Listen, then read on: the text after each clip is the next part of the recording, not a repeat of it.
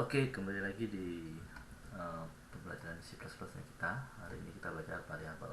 Nah, kalau kalian tahu di SMA atau di SMP kita udah pakai variabel mungkin ya. Jadi kalau kalian tahu perkalian, misalkan 2 dikali 4 itu sama dengan 8. Nah, kalau kita ganti misalkan X dikali dikali 4 sama dengan 8. Nah, X itu adalah variabel ya. X itu adalah variabel pembantu kita. Jadi kalau X berarti adalah 8 dibagi dengan 4 atau X-nya 2. Jadi itu variabel pembantu. Jadi kita untuk mengganti variabel ini kita isi dengan hasil dari 4 ini dibawa ke belakang, jadi 8 dari 4 berarti 2. Nah, atau misalkan kalian tanya kalau X kali 4 berapa X? Nah, jadi X ini adalah sebuah variabel atau penampung data. Jadi kalau kalian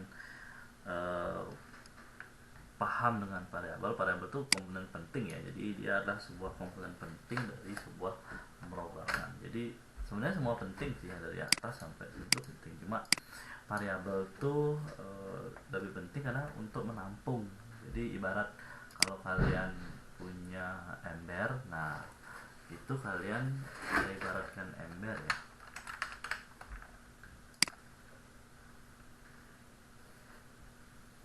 Nah, jadi kalau kita punya, gimana gambar ember? Nah, misalkan ini. Nah, ini ada ember 1, terus kemudian ini ada ember 2, terus ini ada ember 3. Nah, kalau kalian pahami, misalkan kalian ini ember atau tong sampah untuk organik. Terus kemudian kegedean. Nah, ini untuk organik. Terus yang ini untuk anorganik. Nah, gitu misalkan. Jadi yang masuk ke sini adalah sampah-sampah anorganik. Yang masuk ke sini adalah sampah-sampah anorganik. Nah, begitu juga dengan variabel. Kalau kalian bilang variabelnya itu adalah tipe tongnya itu adalah angka, jadi yang kalian masukkan ke sana adalah angka. Nah, kalau kalian tipenya adalah tipe embernya adalah teks, berarti yang kalian masukkan ke dalam sana adalah tulisan atau teks. Nah, tipe data kita akan belajar selanjutnya, atau tipe email kita akan belajar selanjutnya. Nah, kita sekarang belajar tentang variabel. Nah, di C++ itu variabel itu harus kalian pahami karena dia bersifat case sensitif, atau dia membedakan antara X besar dengan X kecil. Jadi dia ini, menurut dia ini berbeda antara X besar dengan X kecil. Jadi itu disebut dengan case sensitif. Kalau kalian buat panjang dengan panjang itu beda, atau dengan panjang itu 3 ini adalah variabel penampung yang berbeda gitu ya. Jadi kalian bisa pakai ini maupun pakai ini, dengan catatan kalian konsisten di pendefinisian. Kalian bilang panjang dengan tipe huruf kecil semua, nanti di pemanggilan program atau di pemanggilan variabel kalian bilang panjangnya harus huruf kecil semua. Atau kalian misalkan ini, panjang saya isi dengan 4. Berarti kalau panjang dikali 4 sama dengan, nah dia error. Kenapa? Karena J-nya di sini kecil, di sini besar. Tapi kalau kita sama P-nya sama J-nya sama-sama kecil, dia akan menjadi 16 gitu, hasilnya. Itu untuk variabel. Jadi kalian di dalam variabel itu kalian ada yang disebut dengan konstanta, atau kalau kalian tahu nah untuk penamaan variabel atau konstanta itu sendiri ada beberapa aturan. Nah, kalian tidak boleh membuat atau disebutnya dengan identifier ya. Jadi variabel itu atau konstanta itu sering disebut dengan identifier. Nah, kalau kalian menggunakan atau membuat sebuah variabel, yang perlu dilihat yang pertama case sensitive, yang tadi saya bilang panjang dengan itu beda. Atau kalian angka itu tidak boleh, jadi diawali dengan angka itu tidak boleh. Misalkan kalian bilang mau buat 2 panjang, nah, itu nggak boleh. Atau kalian langsung buatnya variabel itu begini 200, nggak boleh, karena komputer akan bacanya beda. Kecuali kalian diawali dengan gini dulu, karakter dulu. Misalkan panjang 2 itu boleh, atau lebar 2 itu boleh, atau x1 x2 itu boleh. Ini bisa untuk sebuah variabel. Nah, terus kemudian identifier juga tidak boleh mengandung spasi. Misalkan kalian bilang angka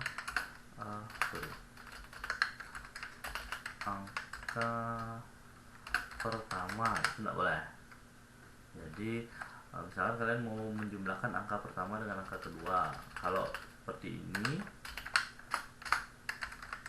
bisa, karena angkanya di belakang. Maksudnya ininya di belakang, tapi kalau ini di depan tidak bisa gitu. Nah, kalau spasi juga boleh, angka pertama tidak boleh. Jadi kalau misalkan kayak gini mana, bisa kalian pakai underscore gitu ya. Jadi itu bisa kalian pakai. Nah, terus simbol-simbol itu juga nggak boleh ya. Jadi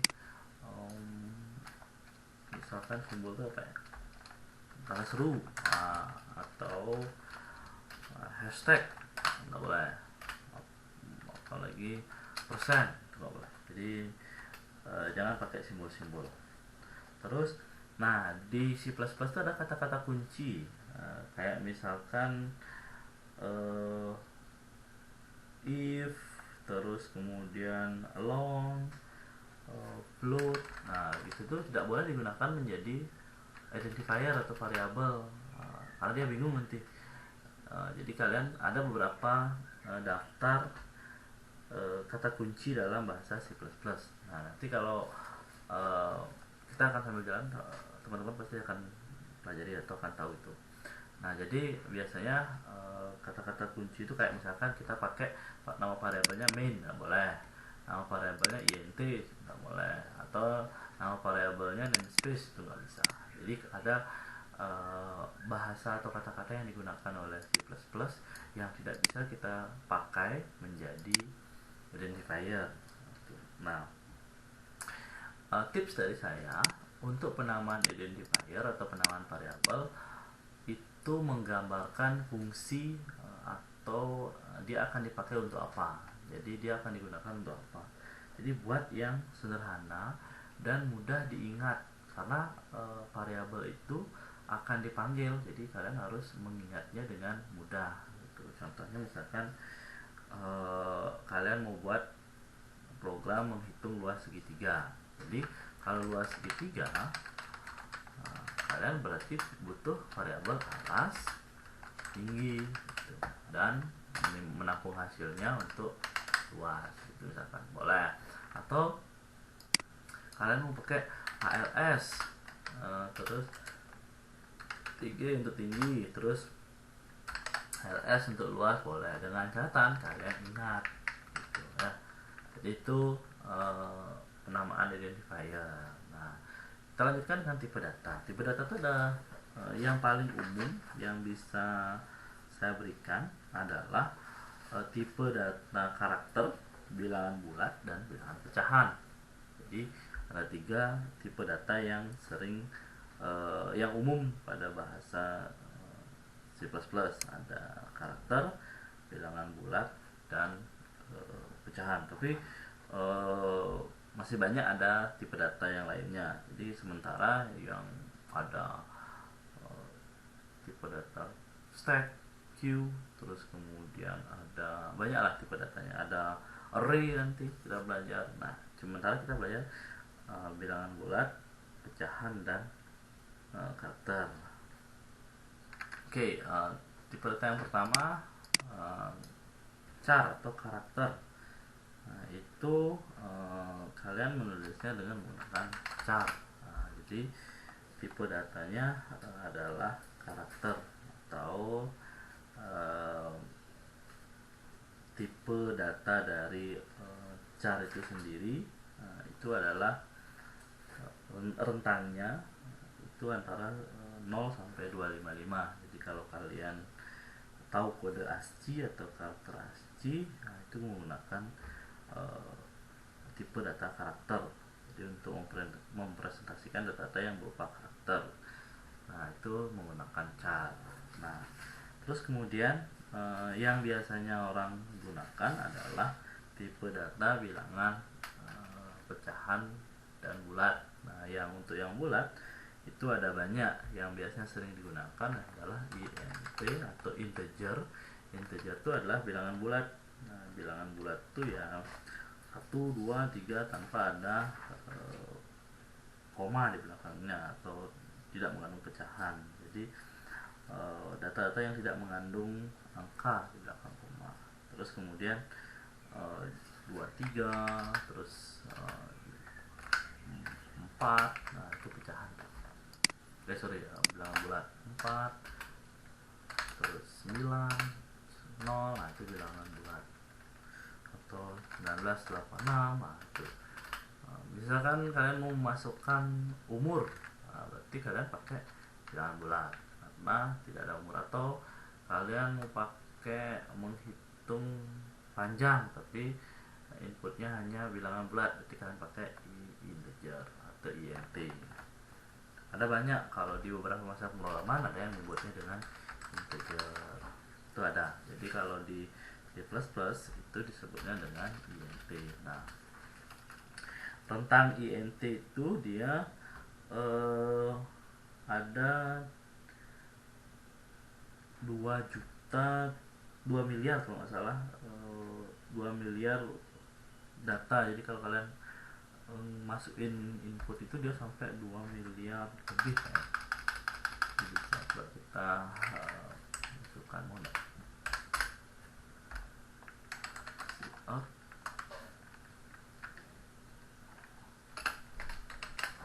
Kita belum isikan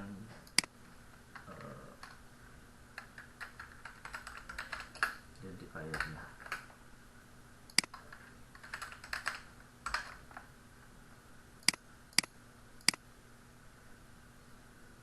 Nah, karena dia sampainya hanya batasnya hanya segini. Jadi kalau kita misalkan di sini 4, nah dia masuk. Kalau dia melebihi itu dia akan bisa, kalau nggak salah 2 miliaran lah gininya rentangnya. Oke, itu integer. Jadi kalau kalian mau menginputkan nilai atau angka bilangan bulat, kalian pakai integer. Nah, terus kalau seandainya bilangan pecahan, itu bilangan pecahan itu juga ada beberapa. Ada yang float, double, float, terus double, atau long double. Nah, jadi ini 3 ini adalah bilangan bulat.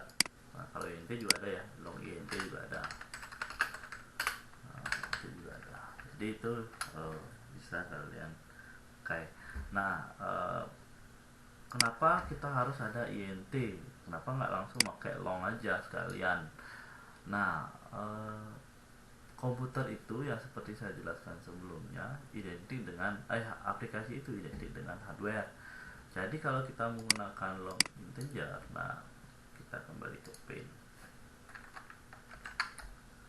Nah ibaratnya gini nih, kalian mau ke hotel. Nah kalian mau pesan, kalian sudah mengalokasikan bahwa saya mau pesan kamar 20 gitu misalkan. Saya mau pesan kamar 20 kamar. Tapi yang terpakai hanya 4. Nah, kan mubazir karena memori yang terpakai tetap 20. Jadi kalian harus sudah bisa mendefinisikan dari awal kira-kira berapa orang, atau misalkan seberapa kalian ingin menggunakan variabel, atau seberapa kalian ingin menggunakan tipe datanya, atau tipe data itu akan berisi berapa data. Nah itu, jadi itu yang perlu kalian misalkan, oh saya cukupnya pakai int aja karena saya mau menghitung alas tinggi. Oh saya mau menghitung data yang lebih banyak, ya saya pakainya long int gitu misalkan. Jadi banyak tuh tipe datanya, jadi tergantung dari kalian. Karena kalau salah pemilihan tipe data, dia akan membuat memori kita akan menjadi bengkak, atau aplikasi kita akan menjadi berat dijalankan. Jadi saran saya, bijaklah menggunakan memori atau tipe data. Nah kita kembali ke sini. Nah itu bisa, nah menggabungkan antara variabel dengan ini, dengan tipe data. Misalkan kita mau buat panjang, kita mau buat menghitung apa ya, persegi panjang. Oke, berarti kita punya int panjang, terus int lebar, oke, terus kemudian int luas. Nah, jadi ini adalah tipenya, ini adalah nama variabelnya. Jadi kita buat variabel panjang, lebar, dan luas. Kalau misalnya PLLU boleh, tapi nggak boleh sama ya. Misalkan kalian buka P, terus kemudian di sini L, di sini L juga nggak boleh, karena ini dianggap dua variabel yang sama. Nah jadi integer panjang, lebar, dan luas. Terus kemudian kita set nilai-nilainya. Panjang kita set dengan 2 gitu kan. Terus lebar kita set dengan 3. Nah, terus luas itu adalah panjang dikali dengan lebar gitu. Nah setelah itu kita sudah belajar mengeluarkan, jadi keluarkanlah cout luas gitu. Nah jadi kalau kita compile, kita simpan dulu ya, belajar CS latihan 2. Oke, saat kita run, cout. Nah jadi dia mengeluarkan 6. Nah, nggak seru nih, tambahin teks dong. Nah bisa tambahin teksnya di sini. Hasil perhitungan